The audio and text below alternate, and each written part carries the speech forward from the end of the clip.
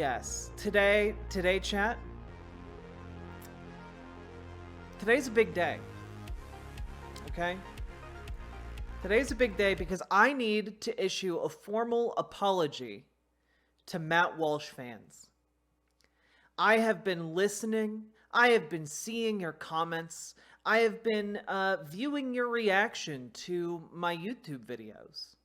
And I just want to say, from the bottom of my heart, I am deeply and utterly sorry for the way that I did not approach Matt Walsh's 15-year-old comedy videos with the intellectual debunking and rigor that I usually apply to my content. Now, I know that this was very disappointing to all of you because Matt Walsh fans, as we know, are deeply, deeply invested in getting down to the facts of the matter, the deep and abiding truths.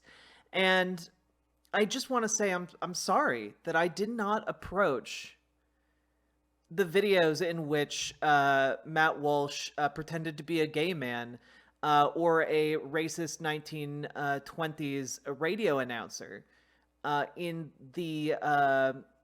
with the deep scientific and logical rigor that really is required when talking about those kinds of videos.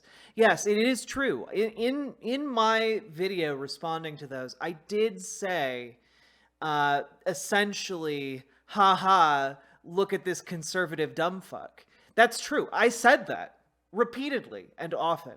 And I just want to say, I'm sorry, okay? I've seen your requests that I approach Matt Walsh videos with the amount of intellectual honesty that they deserve. And so I just want to say that you know what? Okay. I will do that. I will do that. And so to begin with, let's take a look at one of Matt Walsh's most recent videos, okay? It is titled Bud Light Feels the Heat, or is feeling the heat, sorry. So let's take a look at that together, and maybe I can try and properly apply my critical thinking skills this time. Again, I'm sorry, I know all of you really, truly, deeply care about a critical analysis of Matt Walsh. I know that you guys are just craving it. You guys are basically craving your genes over the idea of a critical analysis of Matt Walsh. So let's do that. There's nothing unusual about watching a major corporation fumble around hilariously in an increasingly desperate and self-defeating effort to handle a PR crisis of their own making. We've witnessed scenes of this sort many times in the past, but what makes the current drama with Bud Light so unique and perhaps really unprecedented in recent times is that in this case, the corporation is clumsily flailing around in the hopes of appeasing conservatives. We are not the group that these companies are usually trying to impress. It's not our outrage that they are normally responding to. But Bud Light's decision to put out a Dylan Mulvaney celebratory can promoting transgenderism and the desecration and appropriation of womanhood has become a tipping point. It is true. Bud Light did put out a celebratory can. Can you even buy one of those celebratory cans? I wonder. Dylan Mulvaney Bud Light can. Shopping.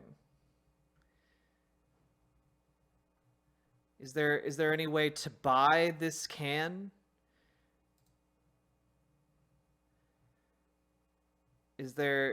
I got to be honest with you guys. I don't think there is a way to buy this can. Dylan Mulvaney Bud Light can purchase. Shopping. Let's see. Nope, not seeing it. You know, I'll even Google it on screen for you guys. Dylan. Oh God, I can't type. Mulvaney on a Budweiser can. Buy. shopping. You know, maybe I need to be specific. Bud Light can. Bud Light can. Let's see.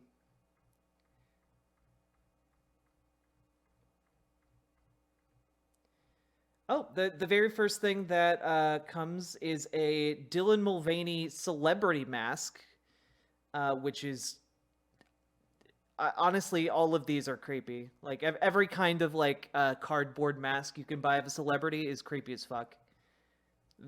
Big serial killer vibes. Oh look, you can get a Post Malone can for $20 on eBay. You know, maybe that's my mistake. Maybe I need to go to eBay. Okay. Oh god. Okay, there we go. Boop. Dylan. God, I can't type today for shit. Dylan Mulvaney Bud Light can. Oh look, one of the top like all of these cans are Post Malone cans. And the one number one result for Dylan Mulvaney is a homemade sketch card Bud Light for $2.99 plus over $5 in shipping. God damn.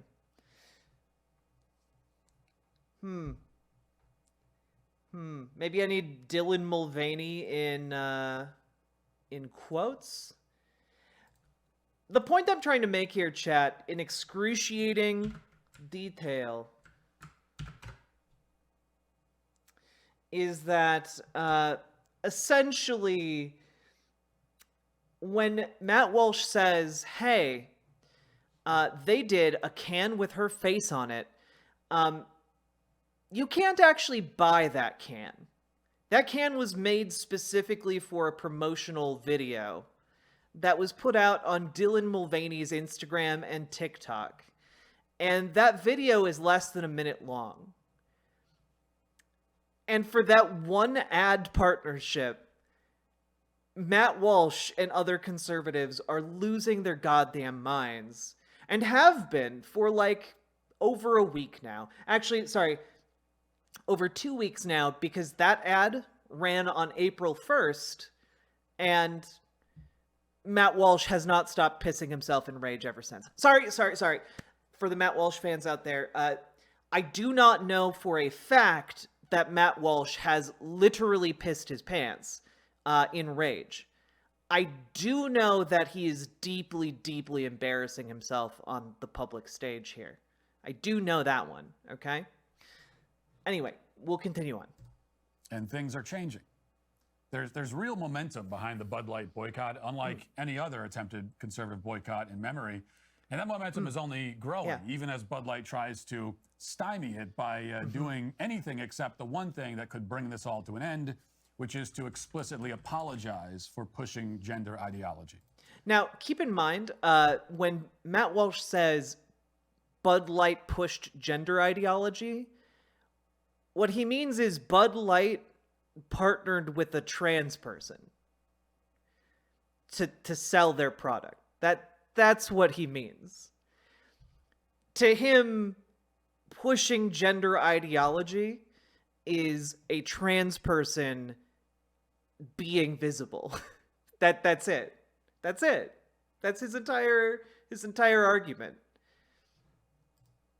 They haven't done that yet. They're not ready to do that yet. So instead they tried to get around... Like just real quick, those of you out there who aren't sold on this premise that Matt Walsh is a bigot, replace the basic concept of like wanting to boycott a product because they partnered with a black man to sell a product, or they partnered with an interracial couple to sell a product, or they partnered with, a Jewish person to sell a product. You know, if you insert a different minority and then talk about how, like, oh, they're pushing their values, it just sounds absolutely insane, because it is. That's actually an insane, illogical reaction to just seeing somebody different from you in media. So I know that in my previous video, some Matt Walsh fans took umbrage with the fact that I said it really seems like Matt Walsh is a racist.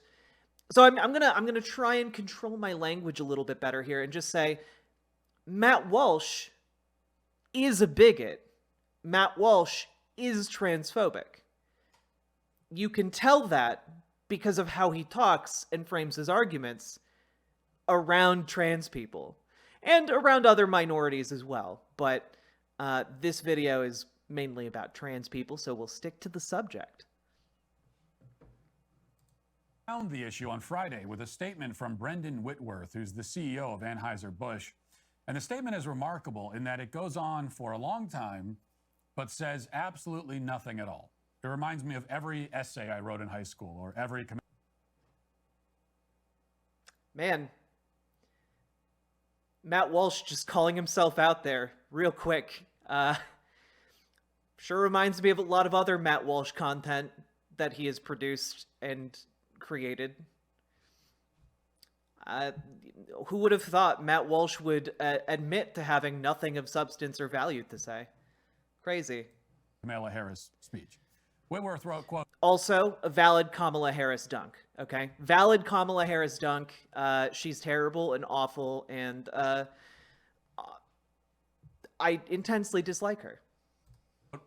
As the CEO of a company founded in America's heartland more than 165 years ago, I am responsible for ensuring every consumer feels proud of the beer we brew. We're honored to be a part of the fabric of this country. Anheuser-Busch employs more than 18,000 people, and our independent distributors employ an additional 47,000 valued colleagues. We have thousands of partners, millions of fans, and a proud history supporting our communities, military, first responders, sports fans, and hardworking Americans everywhere. We never intended to be part of a discussion that divides people. Yeah. We are in the business of bringing people together over a beer. My time serving this country taught me the importance of accountability and the values upon which America was founded: freedom, hard work, and respect for one another. As CEO of Anheuser-Busch, I am focused on building and protecting our remarkable history and heritage. I care deeply about this country, this company, our brands, and our partners. I spend much of my time traveling across America, listening to and learning from our customers, distributors, and others. Moving forward, I will continue to work tirelessly to bring great beers to consumers across our nation. That was the statement. On second thought, maybe he is saying something significant here, because he said that he's going to work to bring great beers to consumers, which means that that must be him announcing that he's quitting the company and going to work for a beer distributor that actually makes great beers. Because if you want to, bring great beers to consumers, then you can't work for Anheuser-Busch. But if that's not... You know, it's really interesting that in part of their boycott, they're like, well, Anheuser-Busch makes horrible products anyway, so... they don't make good beer. Well, then why were you buying the shitty beer? Why were you buying that in the first place? That seems like a poor choice on your part to continue buying shitty beer when you could have just been buying better beer this entire time. That's a you problem. But anyway. Not what he means, then this statement doesn't say anything, except that Anheuser-Busch is scared and they're panicking, but they have no idea what to do about it. Now, I will agree. Anheuser-Busch did not really say anything in that CEO statement. However, I would even argue that that statement was somewhat pro-minority groups, pro-trans people, African Americans, Jewish people, etc., because it talked about wanting to foster a sense of respect between people in this country, something severely lacking between Matt Walsh and trans people. Matt Walsh absolutely does not respect trans people whatsoever.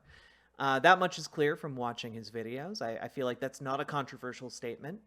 I don't have like a numerical scientific value that I've devised using the scientific method to assign some kind of transphobic value to Matt Walsh. So I'm just going to use a very colloquial, very transphobic for Matt Walsh. Now, the idea that Anheuser-Busch is panicking as a result of this boycott, I think is inaccurate. Because we'll get to some of the details when we get closer to the end of this video. But I want to remind you all of something fairly pertinent to this video to keep in mind. Anheuser-Busch has historically been a very large Republican donor. Anheuser-Busch has donated a lot of money to the Republican Party. They are not anti-Republican at all.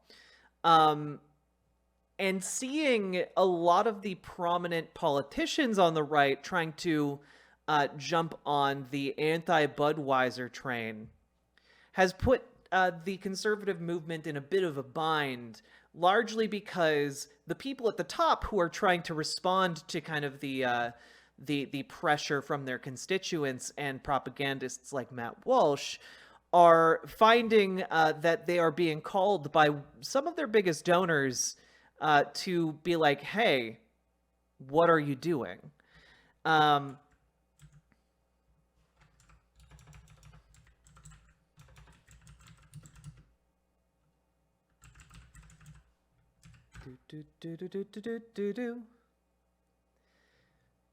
Yeah. Let's see. Yeah, you can kind of see over time here, thanks to Open Secrets. You can kind of see over time the contributions that Anheuser-Busch has done to the various parties, and you can tell that, oh, look, they donate over like $1 million to conservative groups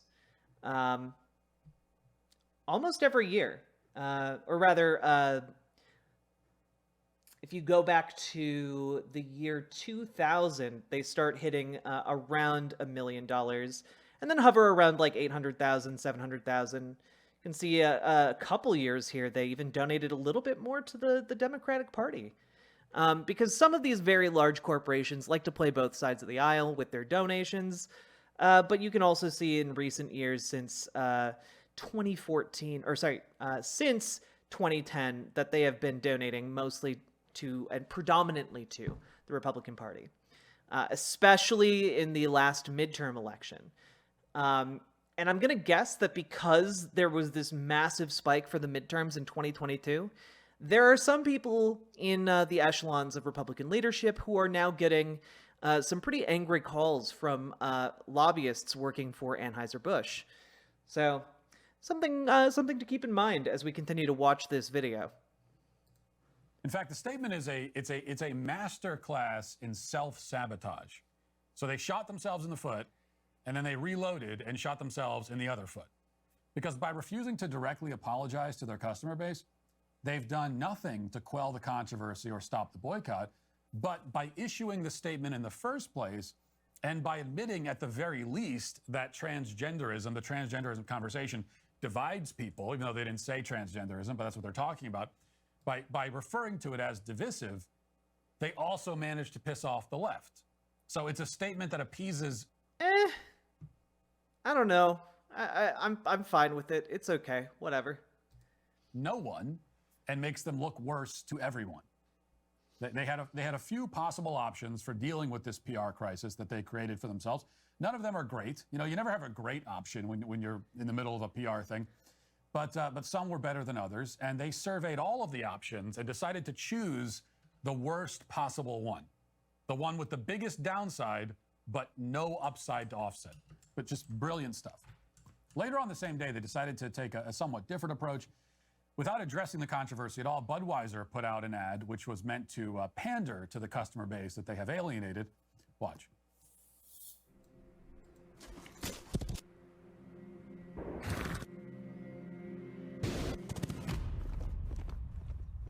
Let me tell you a story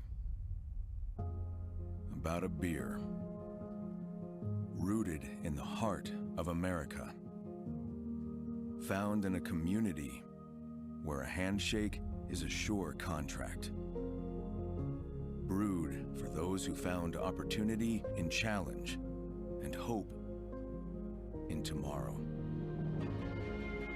raised by generations willing to sip, share, risk, remember. This is a story bigger than beer.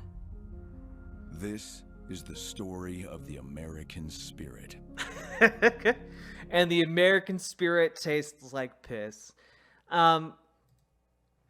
Anyway, I see some people in chat being like, well, $1 million is nothing. Well, keep in mind, it is quite a bit of money, and it is quite a bit of money specifically to people in lobbying, or who are on the receiving end of lobbying. So it's actually quite cheap to buy or attempt to buy congressional favors, which you can tell because Anheuser-Busch donated around $464,505 to the NRCC, the National Republican Congressional Committee. And someone definitely let them know that had happened, because if you take a look at this particular tweet, you'll note that the tweet has now been deleted. This tweet trying to fundraise off of shitting on Bud Light is strangely gone, as is the fundraising page.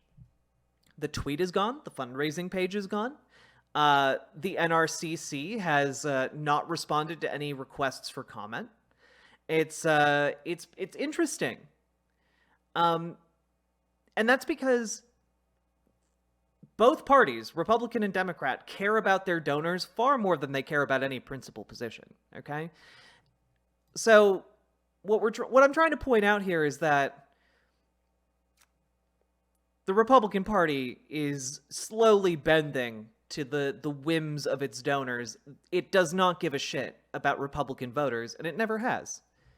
Which is why most of its policies do not serve Republican voters. Instead, it serves Republican donors. Let me tell you a story about a beer brewed for those who amputate their own genitals. That would have been a more honest script. Instead, they went with the old school pitch to the working class conservative. Okay, so this is yet another one of those factual errors that Matt Walsh makes. Now, I know that you guys wanted the intellectual rigor, my intellectual prowess applied to this Matt Walsh video. So let's back it up a little bit. For those who amputate their own genitals. Now, Matt Walsh here is telling you a falsehood. You see, trans people do not amputate their own genitals. They are, by and large, unconscious when they have bottom surgery or top surgery. So Matt Walsh here is just not telling the truth. And yes, I'm being a pedantic asshole about this, but you know what? A lot of Matt Walsh fans were also pedantic assholes. And I apologize to them for not meeting their pedantic asshole standards. I will try to meet those standards going forward. That would have been a more honest script. Instead, they went with the old school pitch to the working class conservatives, hoping that we forget that their vice president is on the record saying she doesn't want to appeal to that demographic anymore. I mean, they're throwing it. They even had a 9/11 reference in that. They're just throwing everything against the wall. But you know, it's not gonna make us lose focus here. We haven't forgotten, and we won't. So one thing that people should know, especially conservatives, okay, is that one advertisement doesn't typically change people's minds. Advertising doesn't work in a direct way like that. Instead, it plants the small seed of an idea in the back of your mind. It associates a product with positive feelings. And those who say advertising doesn't work on them are actually the most susceptible to advertising's effects. So again, make sure you understand what you are ingesting in your media, because well, that will have effects on what you consume, especially when it comes to advertising, where it's specifically designed to get you to buy a product. So the boycott is still on. The only thing that brings this to an end is a groveling apology. That's the only way this ends, or else it ends with Bud Light simply deciding to absorb the damage and deal with the financial repercussions. Either result is acceptable to me, because they both would achieve the end goal of punishing corporate wokeism, claiming a scalp, and making an example out of somebody, which is the... So in Matt Walsh's world, taking financial losses is somehow inflicting financial losses is taking a scalp. It is a victory against the concept of wokeism. And I gotta be honest, Matt Walsh hasn't really defined any of his terms in this video, so I'm not entirely sure what a victory against wokeism means. Again, woke is kind of this very nebulous term that conservatives like to use a lot to mean a lot of different things. So, does he mean a victory against trans people existing at all? Does he mean a victory against just queer people existing in media? Like, what exactly does he mean here? Because he doesn't really tend to explain that. He leaves it deliberately vague in order to allow his audience to fill in those gaps themselves. Because again, he's not really talking about facts at any point in this video. In fact, he's talking about a lot of gut feelings. He's talking about a lot of instinctual responses. He's talking about a lot of claims. He's making a lot of claims in this video that so far he hasn't backed up whatsoever.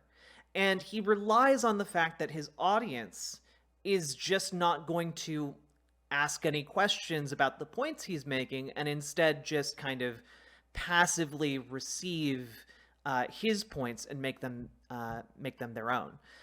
So all I'm asking, Matt Walsh fans, apply the same intellectual rigor to Matt Walsh that you would like to see others apply to people like Kamala Harris. Okay, I fucking hate Kamala Harris, but that's not just because I disagree with her politics.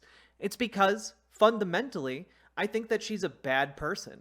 I think that her politics are bad. I think she makes bad points. I think she is a poor rhetorical speaker. I think that a lot of her achievements throughout her life have not been particularly noteworthy or impressive.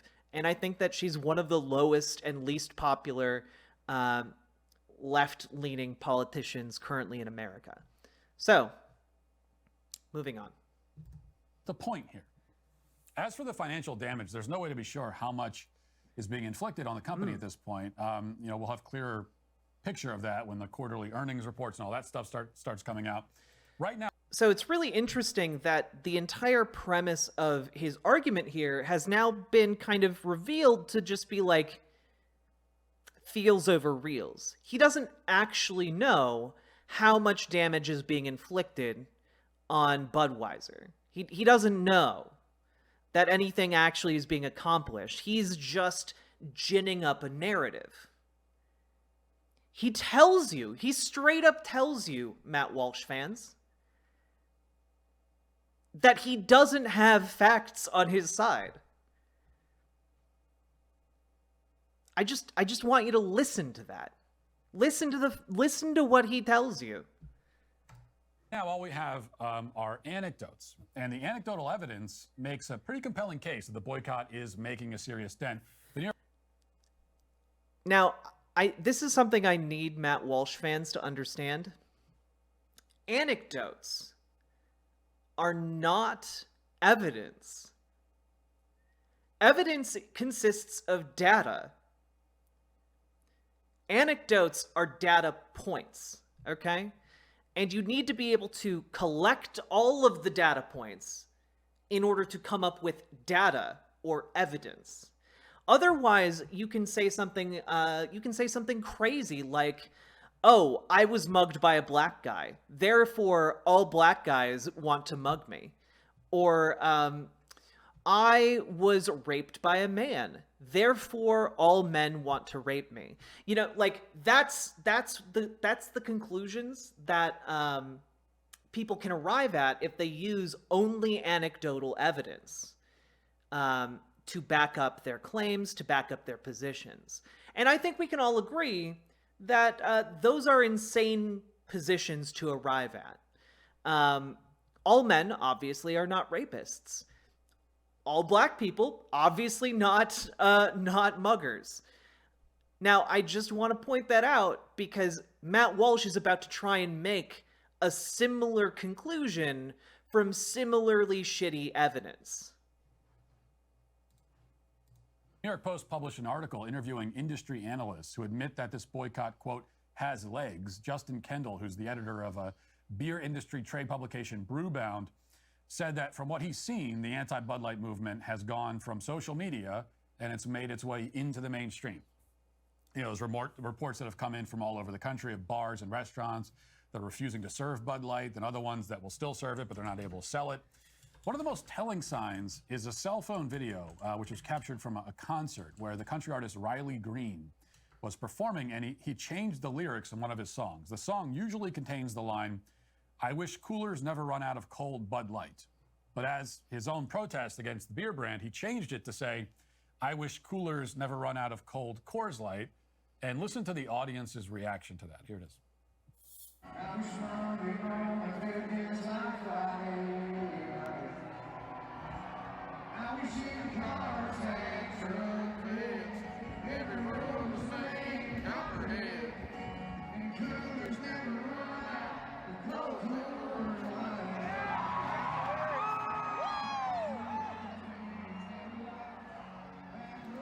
Just real quick. Note the fact that like the concert actually has a bunch of unoccupied seats in it.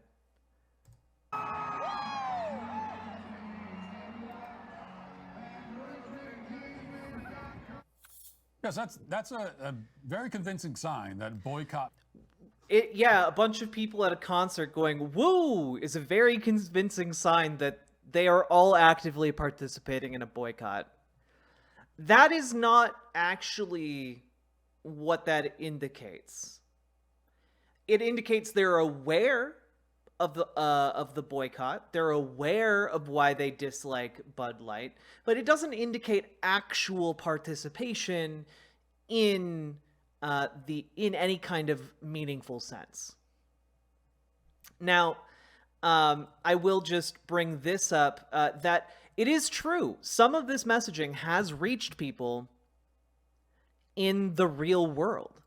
People are aware of it, and people are angry. And it's worth noting that we'll take a look at this. We'll take a look at this, okay?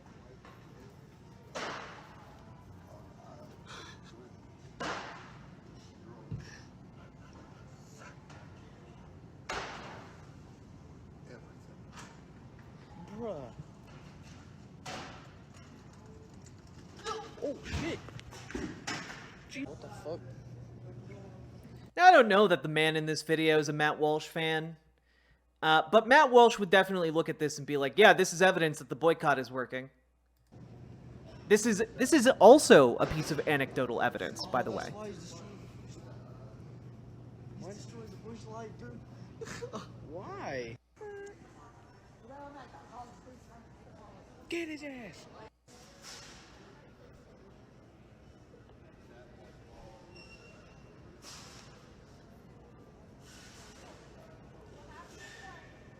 Woo! Good job! Got quite the crowd.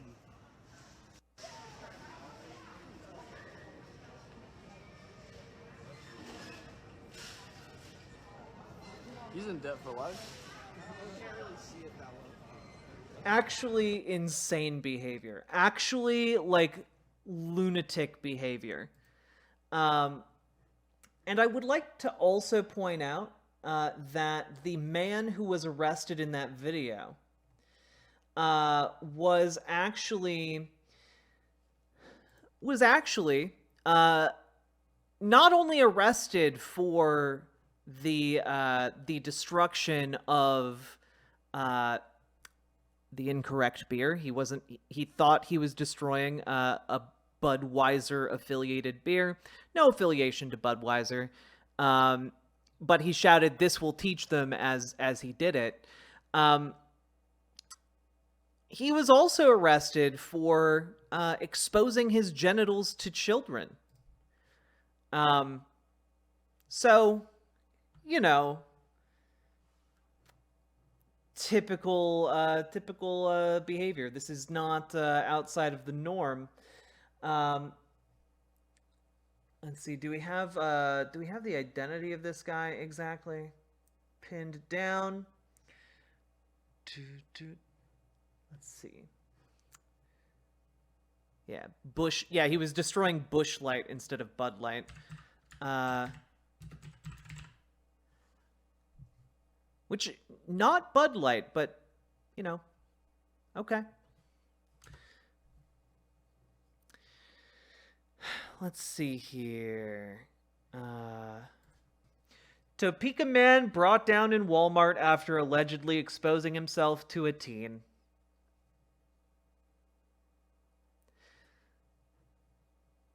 We can just check that out. A Topeka man is behind bars tonight. He allegedly exposed himself to a teen at the Walmart right there on your screen. Topeka police said about 9 o'clock last night, officers responded out to reports of a disturbance there at the store on Wanamaker Road. When officials arrived, they said they found Dustin Kane of Topeka had been throwing things at people there in the store. And officials said they also learned that at some point he exposed himself to a teenager.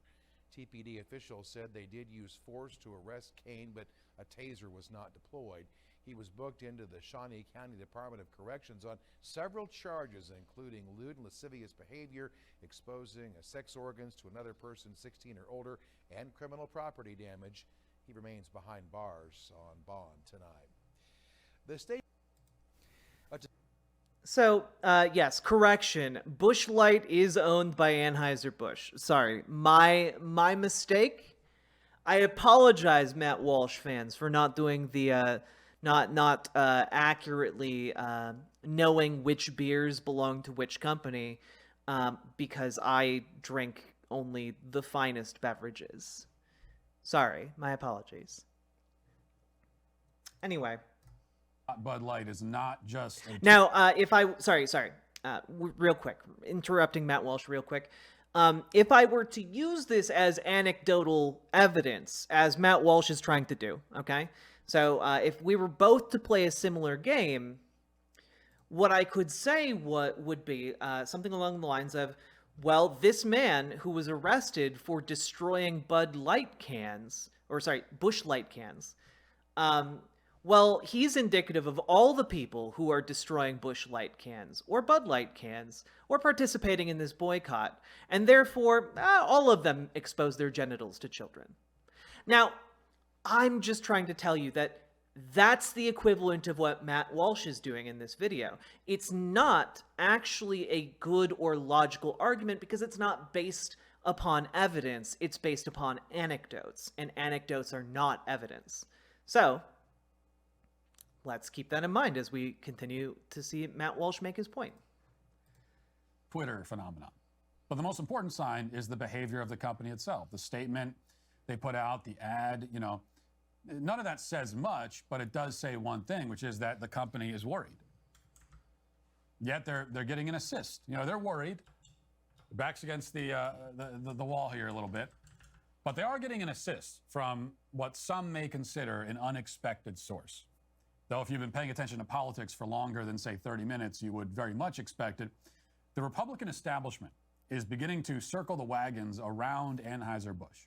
As the Daily Beast reports, quote, The National Republican Congressional Committee quietly deleted a fundraising page on Saturday that took aim at one of its largest donors, the parent company of Bud Light, Anheuser-Busch. The NRCC's backpedaling follows conservative calls for a boycott of the beer company after it partnered with transgender TikTok personality Dylan Mulvaney. On Saturday morning, the powerful committee that provides support to Republican congressional campaigns blasted out a tweet calling for supporters to donate to the NRCC and, in exchange, be given a custom drink koozie. Thanks to Dylan Mulvaney, we can all finally admit that Bud Light tastes like water, the NRCC said in a since-deleted tweet that the Daily Beast reviewed and can be seen in the article. With our new koozies, you can make sure that no one confuses Bud Light with real beer ever again. But shortly after it was posted around 9:30 a.m., the tweet was taken down. Later on Saturday afternoon, the corresponding fundraising page was also nixed. The decision to reverse course is almost certainly a reaction to the reality that the parent company behind Bud Light is a major donor to the group. Now, I wouldn't normally trust the Daily Beast's speculations about such matters, but in this case, they appear to be exactly correct. In fact, Donald Trump Jr. has made this argument explicitly.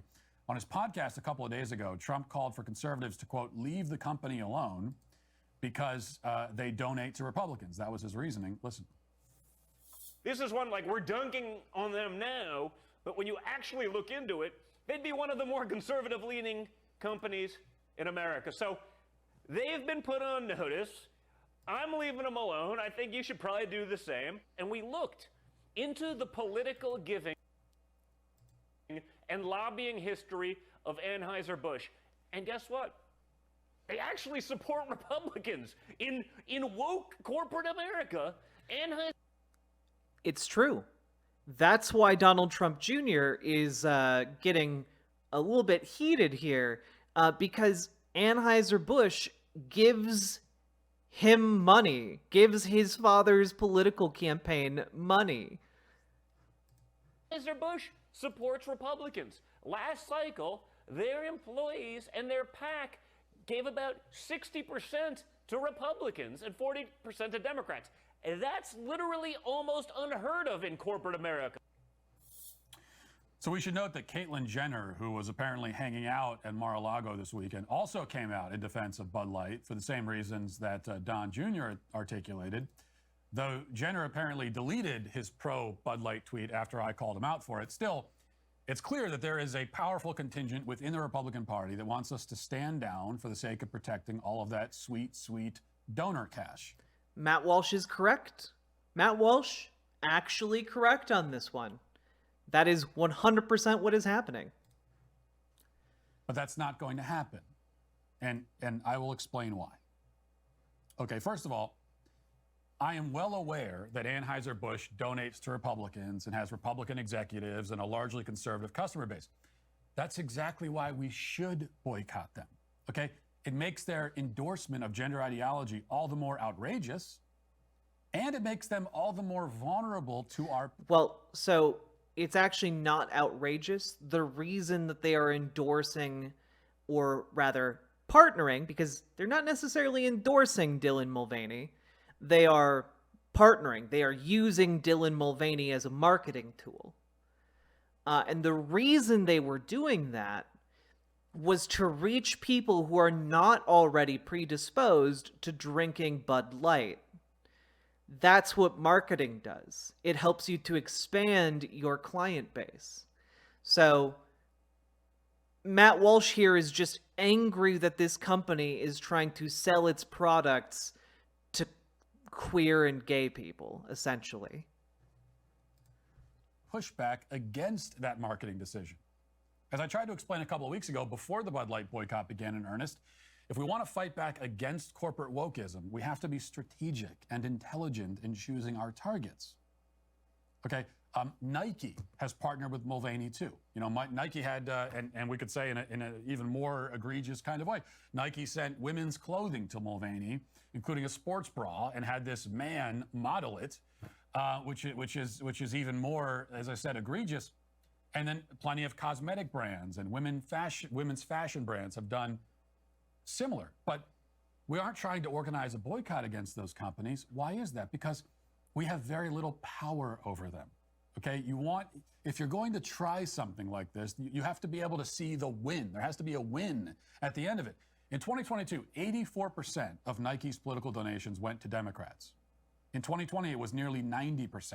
So this is a left-wing company run by left-wing people and catering to a customer base that does not primarily consist of working-class, conservative, middle-aged white men like Bud Light.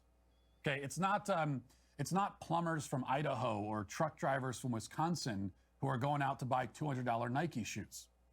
So it's not going to be very effective to organize a boycott against a company that doesn't care what we think and doesn't need our business. How is that supposed to work exactly? So all these conservatives, and it's not just those in these... Matt Walsh is somewhat correct here. Boycotting a company as a core part of the consumer base can be sometimes an effective tool. Where Matt Walsh's analysis here misses the mark is with the premise that A, this boycott is effective, because frankly, we have very few ways of telling whether or not a boycott is effective, but we're going to get to a way that you could tell if a boycott was effective in a bit. But he doesn't know how effective this movement is, and also that's kind of contingent on it actually, like people following through on the boycott rather than just saying, oh yeah, I'm never going to drink Bud Light again. Now you need to actually follow through, and that needs to counteract the sales that they're going to get from people counter boycotting, i.e. people who would otherwise not buy the product, who are now buying it to kind of stick it to people who are trying to boycott the product, if that makes sense. So he's not exactly on the ball with this one. Establishment and high-ranking Republicans and so on. I've seen this on Twitter and on social media. Plenty of conservatives saying, well, what's the point of this? I mean, Nike, this company, that company, they're all woke. But what do you think you're going to do about Nike? Bud Light, on the other hand, does need our business. And so they do, or should, care what we think. This gives us power that we can either choose to actually use for a change, or we can sit back quietly and absorb the insult like we always do. And to that second option, I say hell no. We have power in this case. Let's actually use it. I know that concept is like mind-boggling to a lot of Republicans. By the way, it just real quick, Anheuser-Busch is like a $110 billion company. They are colossally huge. Nike is a $190 billion company, roughly. And I'm sorry, but like, I think conservatives need to realize something, especially if they're in like Matt Walsh's orbit, okay? If you are paying attention to a political pundit like Matt Walsh, you are not indicative in any conceivable stretch of the imagination. You are not indicative of the general conservative population. And I tell my own audience this all the time. People who tune into my channel are not indicative of like the general population, because the general population wakes up in the morning, puts their pants on one leg at a time, goes to work, comes home, is exhausted, eats dinner, and then goes to bed after watching like TV, okay? And then they do it again 5 days a week, and then they have 2 days a week to just kind of chill. And when they're chilling, they generally don't want to watch political news. They generally don't want to do that. So a lot of people are just not tuned in to political issues in the way that my audience is, and certainly not in the way that Matt Walsh's audience is, okay? And in order for a boycott to actually be effective, it has to reach some kind of mainstream saturation. And I gotta be honest with you guys, I don't think it's going to reach a level of saturation for conservatives that it meaningfully impacts the bottom line of a $110 billion company. Okay? I don't actually think there are enough conservatives boycotting Bud Light or Anheuser-Busch to actually affect that kind of change or financial damage. Okay? The same way I don't think a lot of lefty boycotts of products is going to enact a lot of change or even like a lot of change, whether in a company or in politics. Okay, so a good example of a national boycott that actually reached mainstream was on baby formula. People boycotted baby formula because it was like laced with chemicals that were harmful to babies. And that was something that reached enough people that it actually made a difference. And by the way, this happened in 1977, okay? People started boycotting Nestle because Nestle was selling essentially unsafe breast milk. That led to death among infants. It led to health problems, permanent health problems among infants. And that was something that a lot of people cared an awful lot about because it was literally killing children. So that led to a massive boycott that actually did manage to accomplish something, and did inflict damage upon Nestle, which is a very large corporation.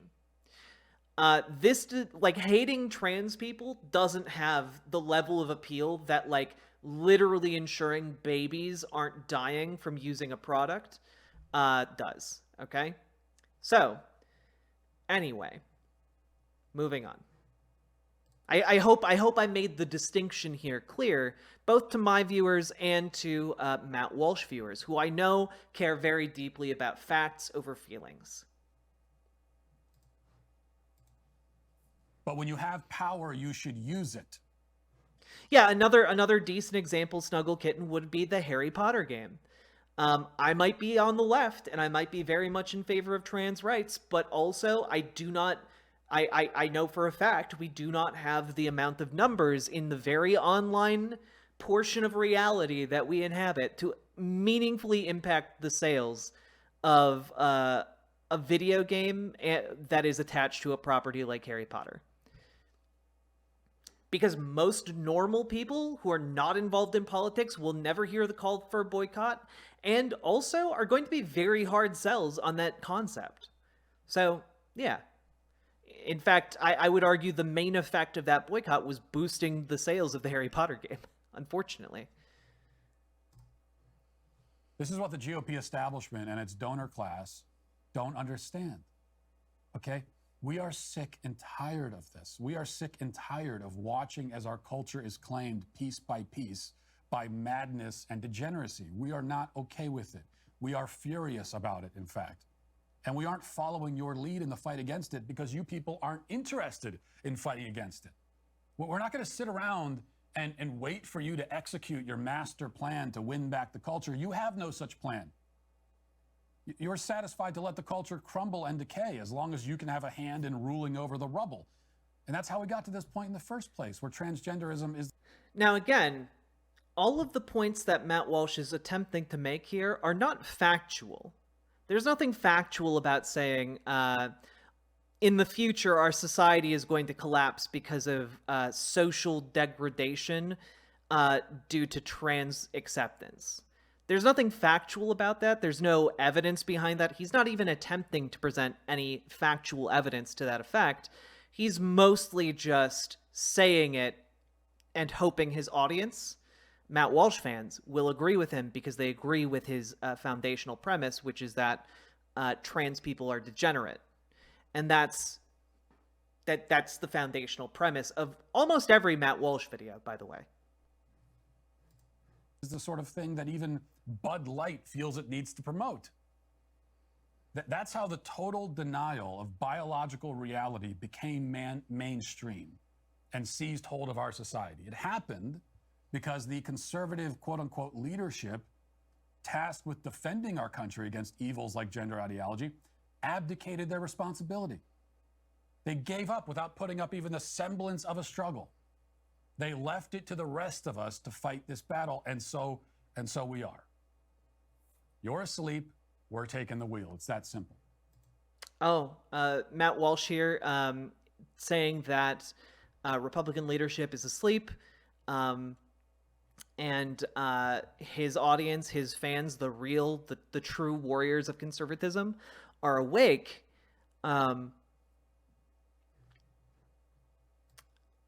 There must be another word for awake or alert enough to drive.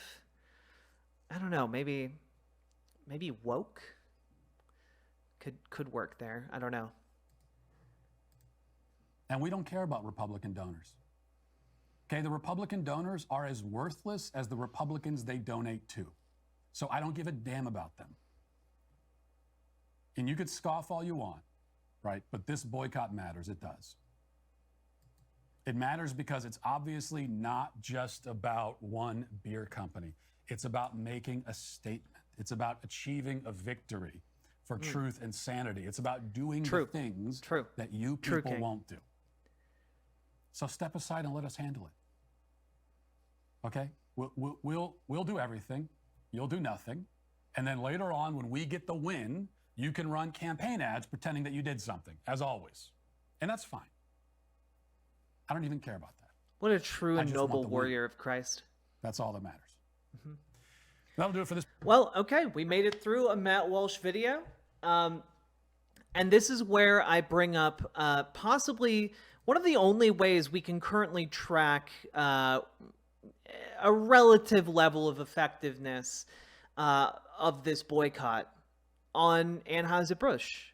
And really, the publicly available information at this point is in their stock price. So, you know, we'll take a look at the different stock prices available here.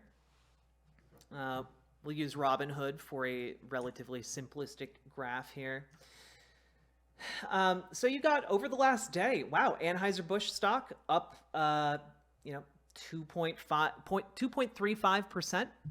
Okay. But, you know, obviously, like if we go back just a day, like that's not a whole lot. Let's go back a week. Okay.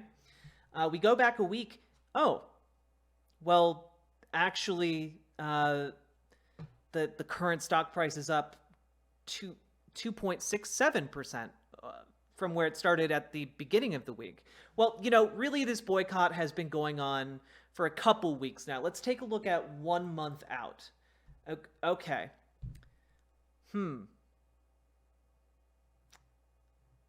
Okay. So the boycott happened on, or the ad happened on April 1st. So the last number we have before April 1st, and we don't have numbers between March 31st and April 3rd because of the weekend, when the stock markets close. So we got here $66.74 or $66.74, and then we just have that we have to compare that to $65.89. So at most we're looking at a drop here of like, let's see, math is not my strong suit. 66.74. We have a drop here of less than $1. Okay. And on top of that, overall, Anheuser-Busch stock is up almost over 9%. Sorry. Over 9% of where it started a month ago. So in the span of like the existence of this boycott, you have effectively a drop of $1, which well, is a drop of like 1% ish. maybe like 1.8%, 1. Somewhere between 1% and like 1.7% in there. Okay. But let's go back even further. 3 months. Damn. Up 11.34%. Let's take a look over the past year. Damn, up 12.7%. All I've got to say here is that, generally speaking, one of the easiest times to try and suppress a stock price is when it's at its peak. Okay, when a stock is has drastically risen, stockholders are looking to possibly liquidate and take a profit, and the boycott for Anheuser-Busch happened during a time of record profits for Anheuser-Busch.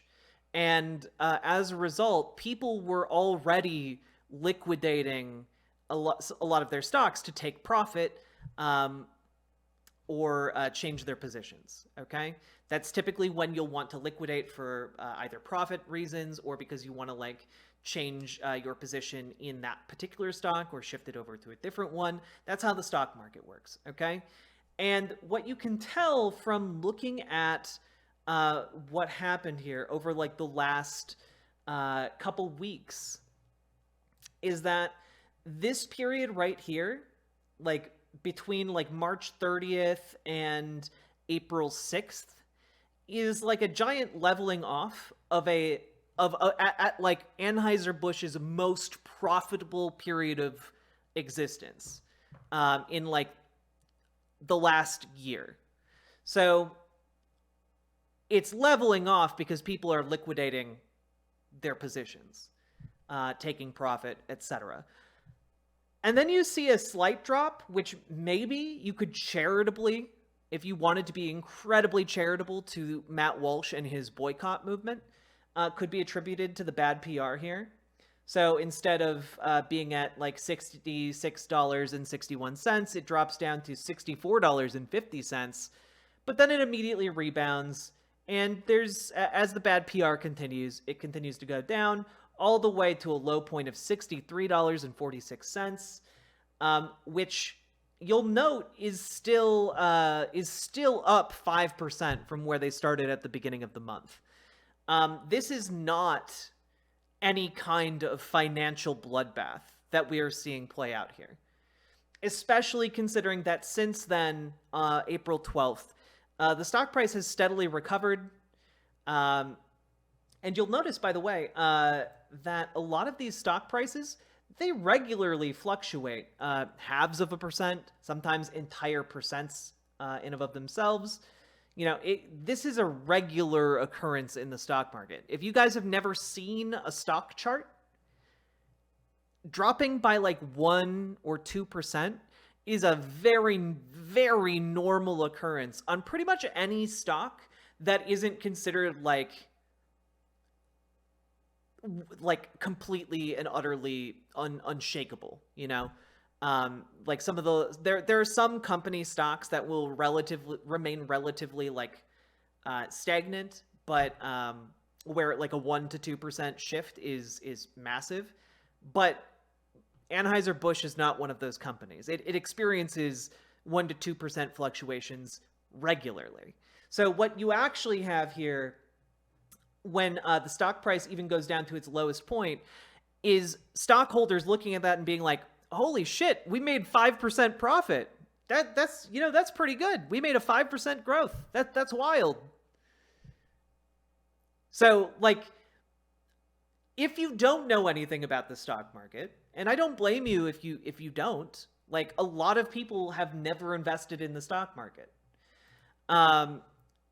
I can forgive you for not understanding that when Matt Walsh talks about this being a phenomenal success for the boycott, he's not actually talking about the strength of any real financial damage being inflicted on Anheuser-Busch. He's just not. There's no real evidence out there to indicate that there's any any lasting financial damage that the people saying you've lost my dollar like are meaningfully impacting their financials. At most, this is like a blip in their current run of success over the past year. Okay, they're currently doing better than they have in like the last 2 or 3 years. We can actually take a look here at their 5-year projection, and you'll notice that this projection actually does come down from like the 2018, etc. But one of the large reasons it came down especially hard towards the end of 2019 was because of the pandemic. So when we look at that, when we take that into account, we have to look at the massive fallout from the pandemic happening in early 2020, late 2019, and then you see kind of this recovery largely spurred by things like the PPP loans, the stimulus payments, etc. And then when those cut off in early 2021, you can see that it goes back down again and begins to stabilize. And we are just now, from 2021 until 2023, early 2023, seeing a recovery from losing the stimulus payments that were keeping a lot of companies afloat through the pandemic years. So, actually, this is pretty good news for Anheuser-Busch. They're getting free PR from Republicans. They are being able to get their messaging out to lefties who are now far more inclined to drink their dog shit beer.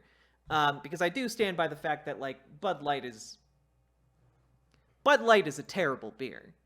And that's why a lot of lefties or whatever will drink the boutique local brewed beers, as opposed to a mainstream beer like Bud Light.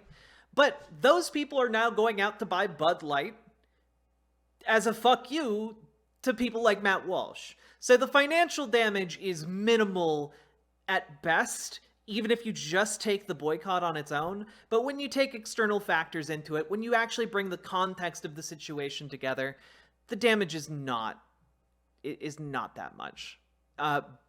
Anheuser-Busch is going to be okay. They're currently in the process of appealing to a far larger group of people, and this entire movement by Matt Walsh and his followers is a lot of hot air. It doesn't actually mean anything. And the only reason Matt Walsh is engaging in this is because pumping up this culture war issue allows him to continue to cover things that don't meaningfully impact or improve anyone's lives on either the left or the right. He's not talking about making, helping you guys afford college. He's not talking about helping you guys to afford medical payments. He's not talking about helping you guys to make sure you get jobs or the training you need to get jobs. He's not talking about any of that. Instead, he's talking about how a trans person was on a beer can one time, and then in a less than minute-long ad on her own social media, and how that is somehow destroying America. That is the height of irrationality, and that is, frankly, a misdirect to keep you from wondering why he's not actually advocating for anything that betters your own lives or the lives of those you love. So that's my apology to Matt Walsh fans. Again, I'm really, really sorry that I did not apply the intellectual rigor that Matt Walsh and his positions deserve when I reviewed his comedy sketches from 15 years ago. Apologies. I hope you found this one more acceptable and palatable, because I know you all care about facts over feelings, and I hope that that illuminated some of this for you.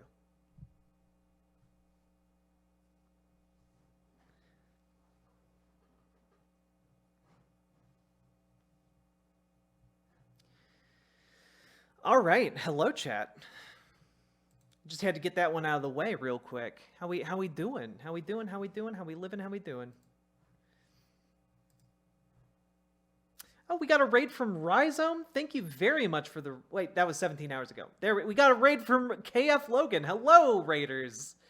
You guys came in just at the end of the segment. Oh God.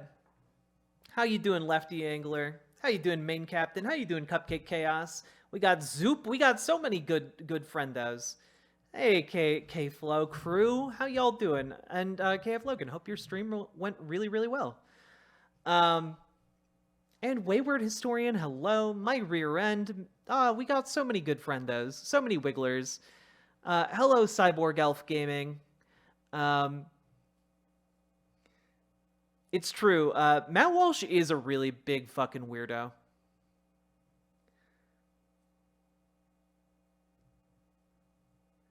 Yeah, honestly, Moo Bagger, like what they're doing is really common. There are more liberals than there are conservatives in America. Like they're pivoting. Like there's a reason why Nike, like doing the Colin Kaepernick ad, was one of their most successful advertising campaigns of all time. It literally like bumped their company valuation by billions of dollars. So there's a reason why a lot of these companies make like a pivot, or at the very least invest in advertising, not just to conservatives but also to like queer people, you know? Matt Walsh is like a museum exhibit for a history of bigotry. Oh, he really is, you know?